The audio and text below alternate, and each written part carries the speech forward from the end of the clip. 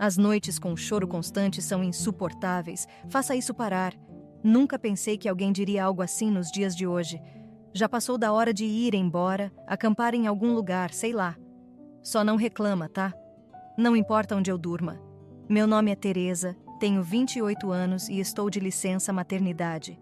Trabalhava como ilustradora freelancer. Sempre amei desenhar desde criança. Mesmo dizendo que viver de desenho era impossível, continuei praticando. Acabei conseguindo projetos importantes. Inclusive, ilustrei um livro famoso que virou filme. Não só pela recompensa financeira, mas também pelo orgulho de ter minha arte vista por muita gente. Valorizo os trabalhos que fiz antes de me tornar independente. Trabalhei em uma empresa de design. Conheci meu marido, Juda, no trabalho. Ele elogiou minha arte, viu potencial infinito e apoiou meu sonho de ser independente. Ele é um homem encantador e compreensivo. Tem anos mais velho que eu. Acreditei que encontraria a felicidade com ele e nos casamos. Agora, cerca de um mês após o nascimento do nosso primeiro filho, o Timothy, estou de volta à casa dos meus pais com ele.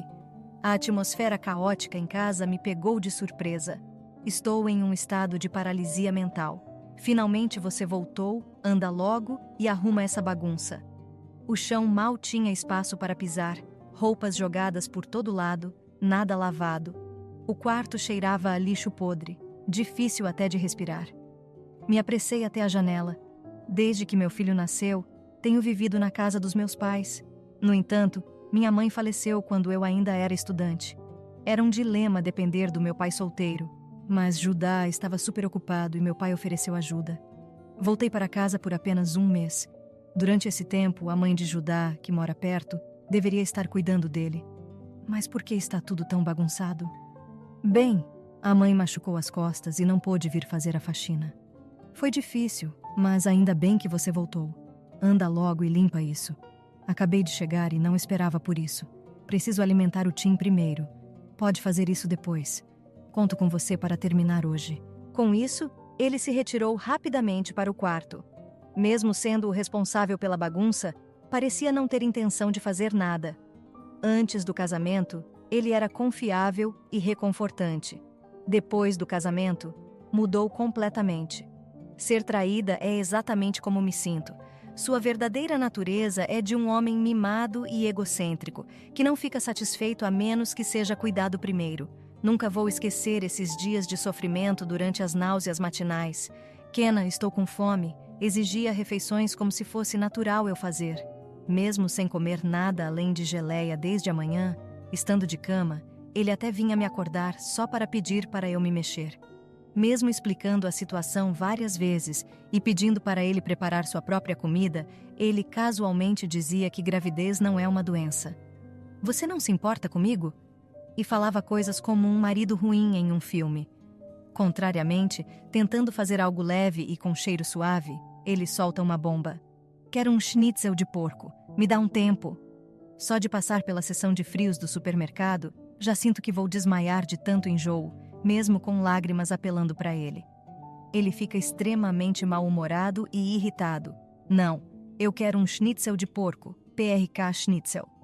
Eu sugiro comprar ou pedir entrega, mas ele insiste. Não, quero que você faça e quero comer acabado de fritar. Ele infla as bochechas como uma criança, se joga no sofá e faz exigências absurdas. Talvez ele ache que está sendo fofo, mas para quem está do outro lado é insuportável, ou melhor, é nojento. Eu realmente queria que ele continuasse fazendo isso para sempre, mas cansada e querendo me libertar logo, cedo às suas exigências. Mesmo com um lenço no rosto, não dá para evitar completamente aquele cheiro único de fritura. Mesmo depois de terminar, com náusea e tontura, meu rosto não é refletido nos olhos felizes de Judá enquanto ele devora o schnitzel.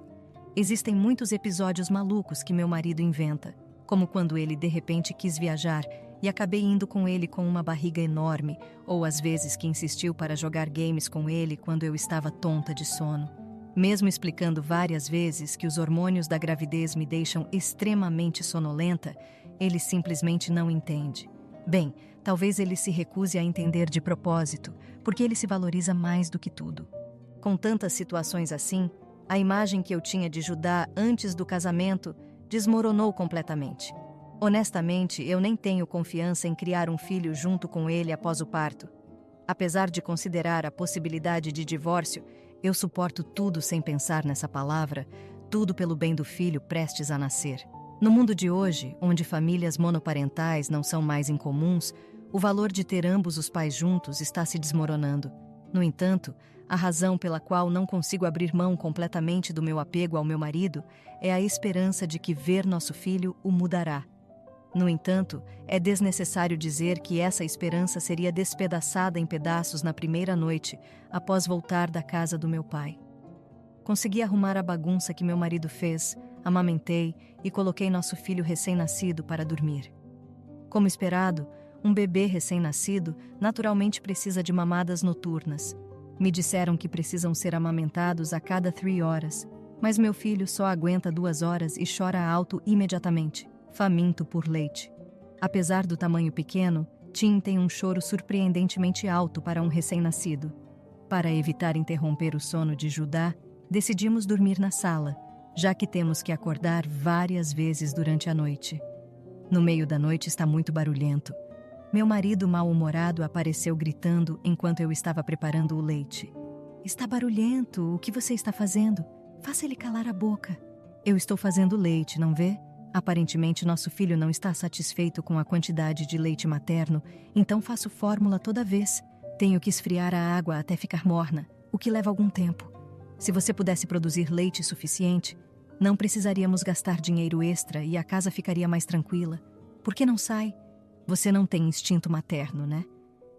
Irritada com a frustração injusta de Judá, mas nosso bebê vem em primeiro lugar. Finalmente, Tim, satisfeito após beber leite, adormeceu. "De qualquer forma, não o deixe chorar. Está muito barulhento e não consigo dormir."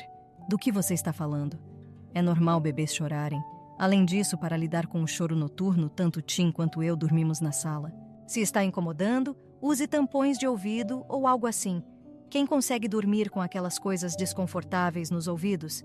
Não dependa só de mim. Você é a mãe, então resolve isso, tá bem?"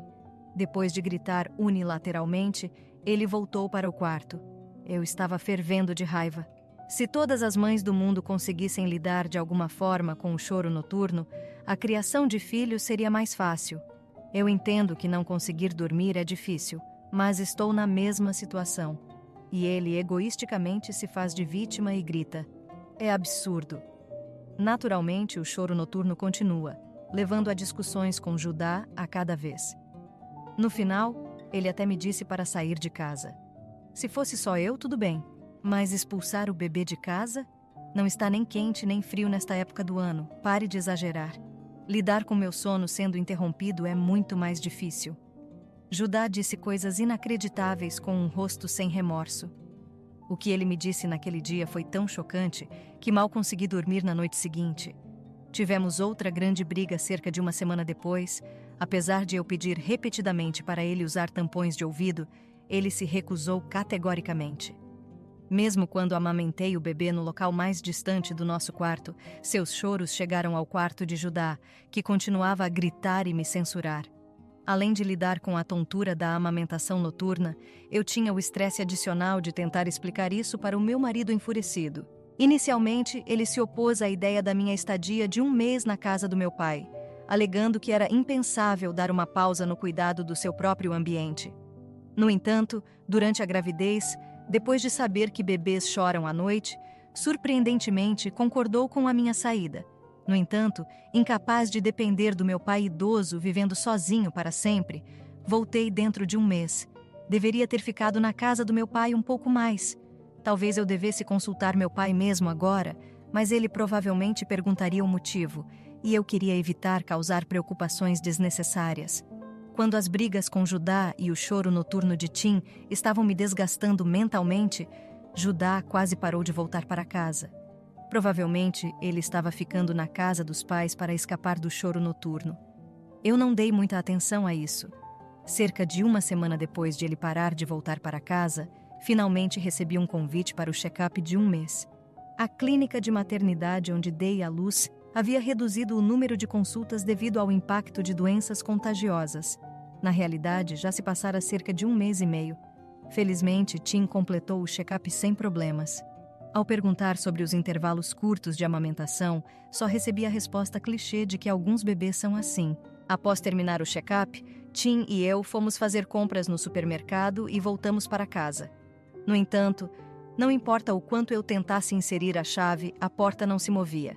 Em pânico, verifiquei a chave. Hein? A chave é diferente. Será que fui para a casa errada? Verifiquei várias vezes pensando que poderia ter ido para a casa errada.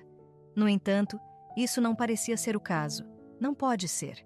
Era uma história inacreditável, mas minha intuição sussurrou que Judá tinha feito algo. Liguei várias vezes para o telefone dele, mas ele não atendeu. Enquanto Tim começava a ficar agitado por não conseguir entrar em casa, não tive escolha senão comprar mamadeiras e leite em pó e correr para um hotel próximo. Depois de me acalmar de alguma forma, esperei pela noite e liguei para o meu marido. Ei, Ká, onde você está agora? Não tenho comida, hein? Eu não conseguia entrar na casa, então estou hospedada em um hotel. Você fez alguma coisa? A chave está estranha. Ah, esqueci disso. Ele riu do outro lado do telefone. Por que diabos? Não importa quantas vezes eu tenha dito para você, você não parava o bebê de chorar. Eu não queria fazer isso, mas não tive escolha para me proteger. Você é o pior. Ao expressar meu desprezo, ele retrucou de repente. Você tem ideia de quanto tenho sofrido com a falta de sono ultimamente? Não volte até a noite. O choro parou. Vai viver lá fora ou algo assim. Não consegui conter minha raiva diante dessa declaração inacreditável. Mesmo assim, consegui conter minha raiva enquanto beliscava meu braço. Tudo bem, mas lembre-se de que você não vai reclamar. Não importa onde eu durma. Não dá para esperar que um bebê de 1 ano e eu vivamos ao ar livre. Depois de dizer o que precisava, desliguei o telefone. Então, sorri ao olhar para o conteúdo da minha carteira. Ele ainda não sabia que havia um cartão de crédito em meu nome debaixo do nome dele. Hoje, por acaso, precisei dele para um compromisso e, felizmente, eu o tinha. Time, estamos começando uma vida nova a partir de amanhã. A partir do dia seguinte, mudei de hotel para hotel com Tim.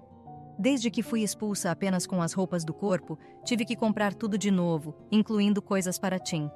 Todas as despesas foram pagas com o cartão de Judá. Decidimos ficar em hotéis anunciados como Amigos dos Bebês, para não incomodar outros hóspedes com o choro noturno. Novamente, todas essas despesas foram cobertas pelo cartão de Judá. Esses hotéis Amigos dos Bebês tinham muitos itens para bebês e eu podia passar momentos de qualidade com meu filho. Continuando um estilo de vida luxuoso usando o cartão de Judá por 1 mês, meu telefone não parava de tocar com chamadas dele. Ele deve ter recebido uma fatura assustadora. Claro que seria uma quantia alarmante, afinal, Tim e eu estávamos vivendo em hotéis nas últimas semanas. Ei, chegou uma conta insana. Você roubou meu cartão? Não fale coisas desagradáveis assim. Eu estava cuidando dele por causa do seu compromisso que você esqueceu e me expulsou. Eu disse, não reclame, não importa onde eu fique. Ele ficou em silêncio com frustração. Mais tarde, a seu pedido, organizamos uma discussão só entre nós. Um amigo meu concordou em cuidar do nosso filho com pouco aviso. Pela quantia que você gastou, arranje um trabalho de meio período ou algo assim e pague de volta corretamente. O que você fez é roubo, sabe? Se você não pagar, vou te denunciar para a polícia. Ele estava furioso, mesmo sendo o responsável por me expulsar com apenas o bebê. Ele é quem está ficando chateado. Você está em posição de ficar bravo, especialmente quando está tendo um caso? Na frente do meu marido, momentaneamente sem palavras e suando, mostrei um conjunto de fotos. Sim, ele parou de voltar para casa e estava vivendo com a parceira do caso, uma colega de equipe de seu trabalho. Suspeitei de suas ações, então secretamente contratei um investigador particular para investigá-lo e descobri que tinha evidências concretas de que ele estava completamente errado. O que é ainda mais imperdoável é que naquele dia em que ele me expulsou junto com nosso filho, ele trouxe sua parceira do caso para dentro de casa. Há uma foto perfeita de Judá e sua parceira do caso entrando felizes na casa, de braços dados. Me perdoe, era só brincadeira com ela. Você é a mais importante para mim. Pedindo desculpas como se virasse a mão, ele tentou se aproximar. Houve uma época em que achei esse comportamento fofo, mas agora só me enfurece. Não, impossível. Eu quero o divórcio. Se nos divorciarmos agora, vou compensar o que gastei como indenização. Propus, acenando com a compensação para ajudar. Eu pretendo receber pensão alimentícia adequadamente, mas não sinto mais a necessidade de compensação. Você não acha que é uma boa proposta? Significa que você paga menos em compensação do que o preço de mercado. Meu sussurro parecia tê-lo movido, e finalmente ele concordou com o divórcio. A propósito, minha vingança ainda não acabou. Estabeleci a condição para ajudar a compensar o valor que ele me paga e o valor que gastei em um estilo de vida luxuoso por um mês. No entanto, não há nada escrito sobre reivindicar compensação da parceira do caso. Eu não tinha a intenção de perdoar a outra mulher. Com a ajuda de um advogado, passei por processos legais e recebi R$ 10.000 em compensação dela. No entanto, ela não ficou quieta, sentindo-se injustamente forçada a pagar dinheiro. Ela foi ao local de trabalho de Judá, gritou alto e expôs suas más ações para todos. Espera, não diga isso. Mas era tarde demais. Tentar desesperadamente se defender só o fez parecer ainda mais não confiável, e ninguém na empresa confiava nele.